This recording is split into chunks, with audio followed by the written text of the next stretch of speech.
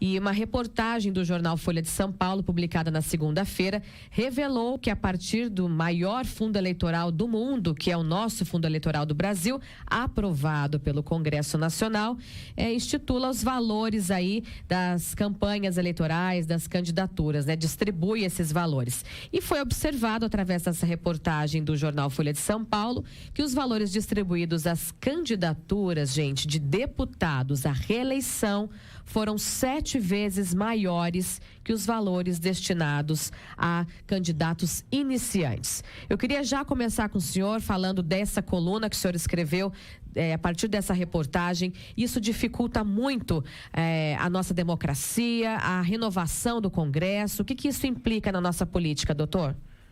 Sem sombra de dúvida, né? Em primeiro lugar, uma questão que eu abordo na minha coluna, que eu penso ser muito importante destacar, além do obstáculo à renovação, que é óbvio, se você destina dinheiro principalmente para quem já está no poder, é fácil perceber, é intuitivo, que você está dificultando a renovação. Você está dando privilégio a quem já está lá, e aqueles que têm boas ideias, aqueles que têm uma trajetória honrada, que têm bons projetos, têm as portas fechadas, têm as portas trancadas e não têm oportunidades de representar a sociedade no Congresso Nacional. Isso é óbvio, é fácil perceber.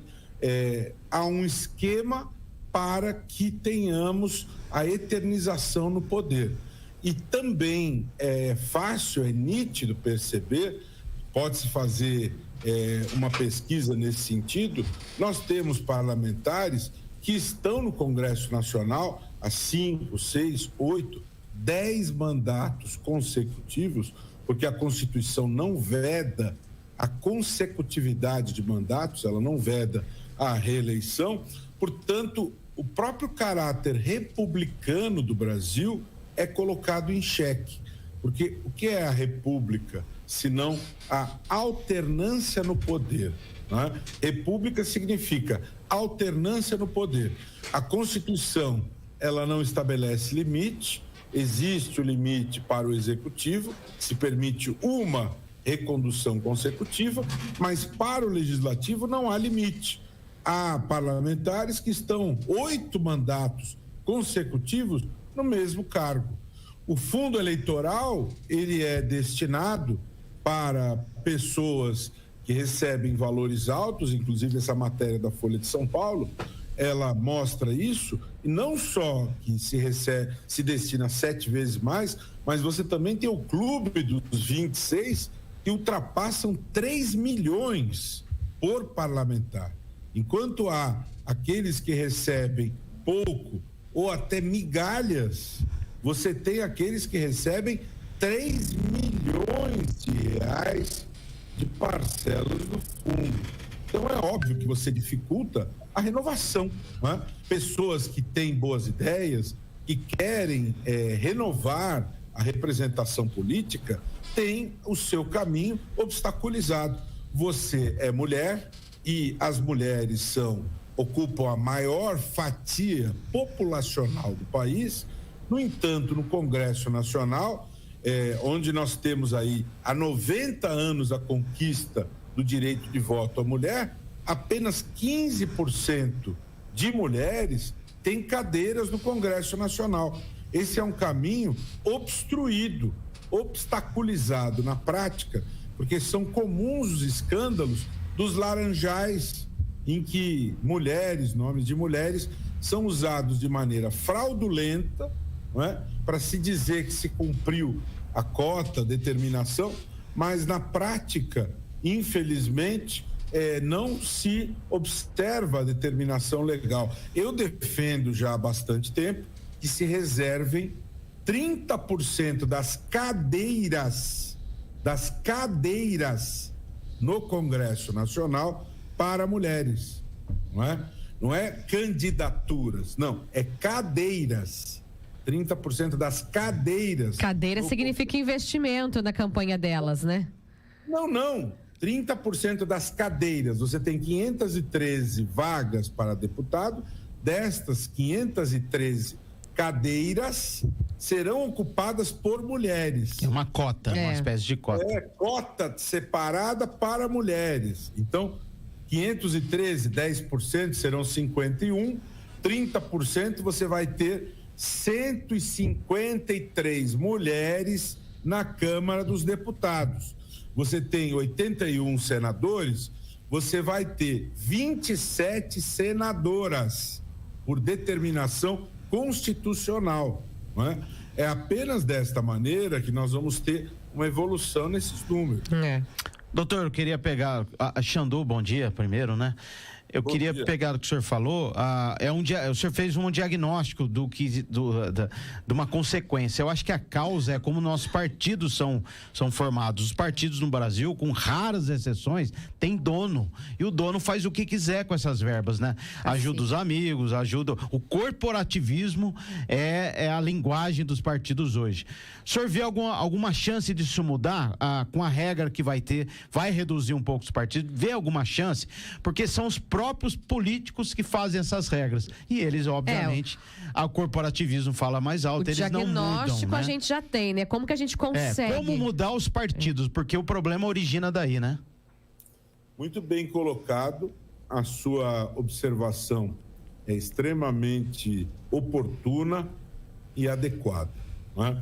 E eu costumo dizer, quando eu abordo o problema sob essa ótica dos partidos, para deixar muito claro isso, para não haver confusões, eu não sou defensor da implosão dos partidos, muito pelo contrário, eu sou um defensor da reforma, do melhoramento dos partidos, porque numa democracia, a instituição dos partidos, ela é fundamental, né? É muito importante que os partidos funcionem bem, adequadamente, que os partidos prestem contas à sociedade, que os partidos sejam organismos com democracia, com transparência, com regras éticas, que eles não tenham donos, que eles não tenham caciques, que eles não tenham coronéis, não é? Que eles tenham mecanismos de alternância no poder. Em relação aos fundos, ao fundo partidário, ao fundo eleitoral, que haja critérios de destinação do dinheiro, né? Hoje nós temos discricionariedade gigantesca e absurda. Estávamos falando do fundo eleitoral, mas em relação ao fundo partidário, existe uma outra caixa preta.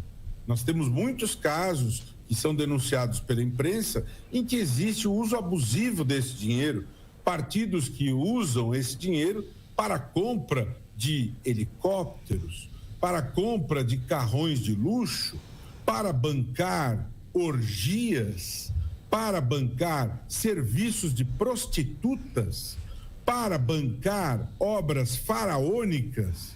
E sempre lembrando que o dinheiro que financia o fundo partidário, nós estamos falando de dinheiro do orçamento público. É dinheiro que não foi investido em saneamento básico, em educação pública, em saúde pública, e é canalizado para o fundo partidário, para o fundo eleitoral, não é?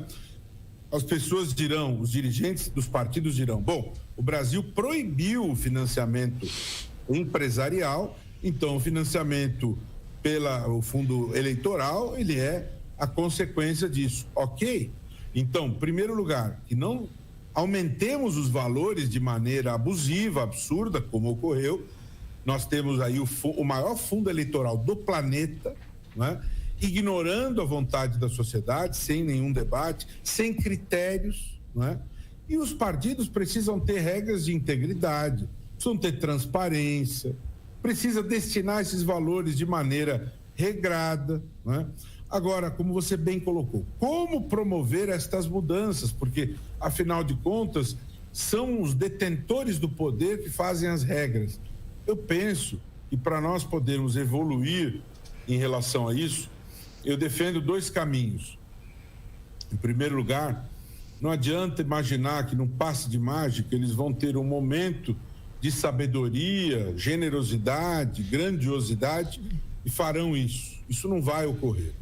Nós precisamos criar condições e construirmos um pacto social. Primeiro, conscientizar alguns partidos que têm uma percepção melhor a respeito disso. Alguns partidos vão aderir ao pacto e depois atraindo mais alguns outros, ou seja, construir um grande pacto e através dele ir atraindo os demais e através deste pacto fazer com que esta mudança se construa. Um segundo elemento que eu penso ser importante para tirar os partidos da zona de conforto é fazer com que se torne realidade no Brasil as candidaturas independentes. O Brasil é signatário do Pacto de San José e essa realidade se tornou concreta no momento em que isso foi constitucionalizado e, ao se tornar signatário do pacto, nós aceitamos a ideia da candidatura independente, assim como 90% dos países ocidentais democráticos, né? Eu não penso que a candidatura individual, a candidatura independente seja um problema para todos os males, não. Mas que o eleitor tenha na urna eletrônica essa opção no leque dele. Ele quer votar num candidato de partido, ok, mas que ele tenha também a possibilidade de votar num candidato independente. Isso vai forçar o partido a sair da zona de conforto e melhorar, e se atualizar, e se organizar, porque isso vai gerar uma competição sadia para o partido se tornar melhor, mais transparente, mais sério, mais ético, mais respeitoso à regra do jogo, né? Não é um caminho fácil, não é um caminho que vá ser trilhado de maneira confortável, não é. Tem que haver cobrança, tem que haver prioridade, tem que haver envolvimento da sociedade nesse processo de mudança. É a chamada reforma político-partidária, né?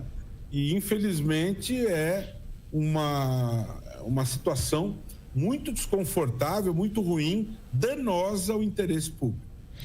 Eu queria que o senhor comentasse também, o senhor tem um compromisso já agora, logo mais às 8h30, para a gente encerrar a questão da ficha limpa também, né, doutor? Isso é muito importante, que a gente faça valer essa lei no nosso país, que é conquistada de forma tão bonita, né, por toda a sociedade brasileira, e com vários pedidos, pilhas e pilhas de papéis lá no Congresso, né? Quem assistiu tudo isso lembra, né? Exatamente. É sempre bom relembrar, né? E nós temos tido alguns documentários, algumas relembranças nos programas televisivos. A lei da ficha limpa é uma conquista da sociedade. Ela foi introduzida no nosso ordenamento a partir de um projeto de iniciativa popular, não é? E a lei da ficha limpa foi, inclusive, a partir de algumas iniciativas judicializadas por partidos, foi retomada essa discussão no Supremo Tribunal Federal, que reiterou a constitucionalidade da lei e das punições, das consequências, da inelegibilidade, da maneira como está na lei, não é? Então, também ter clareza que a lei da ficha limpa, da maneira como está, ela não resolve todas as nossas questões. É um filtro que depura algumas situações, não todas, não é? Ela vai depurar as más candidaturas daqueles já condenados em segundo grau, em determinadas situações, mas ela não nos dá garantia ampla, total e restrita em relação a todo tipo de situação, não é? Então, é necessário que cada um faça a sua parte. Nós temos que comparecer às urnas, precisamos pesquisar os candidatos. Dia 2 de outubro temos eleições cruciais para a nossa história. Nós precisamos ter um exercício consciente, responsável de escolhas, né? Eu tenho mais alguns minutos, posso ficar mais um pouco, né? Nós precisamos fazer a nossa parte, não imaginar que a lei da ficha limpa, sozinha, resolve o nosso problema, não é? Ela é um instrumento importante, mas a sociedade ela não pode ser apenas uma mera testemunha, uma mera espectadora.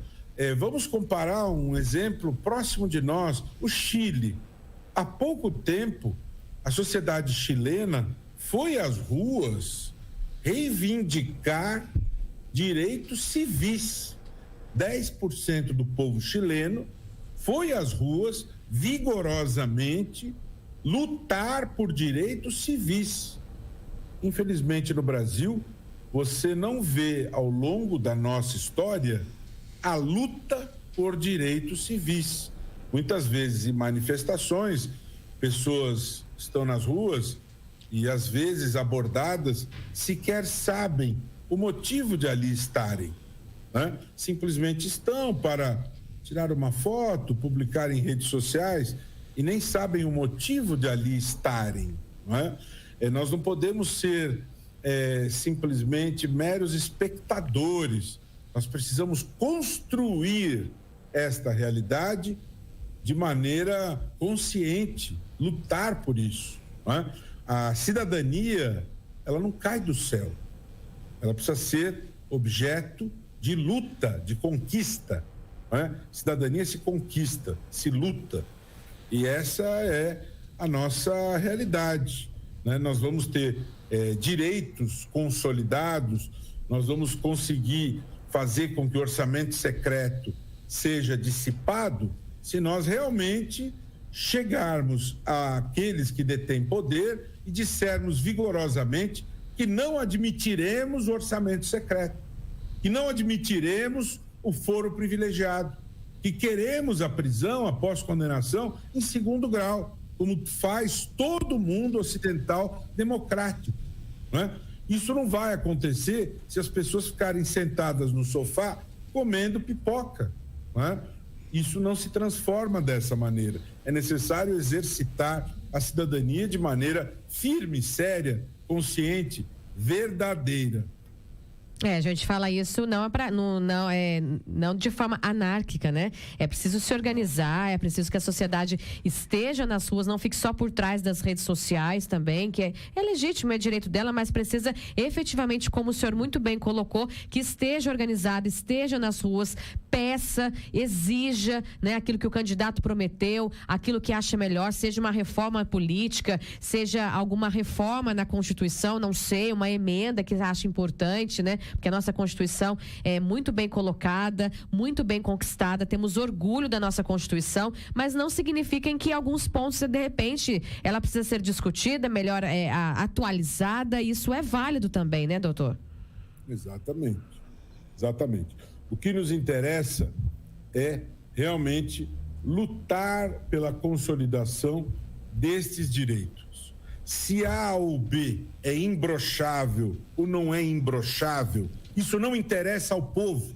O que interessa é que o orçamento secreto prejudica a saúde, prejudica a educação, prejudica o saneamento básico.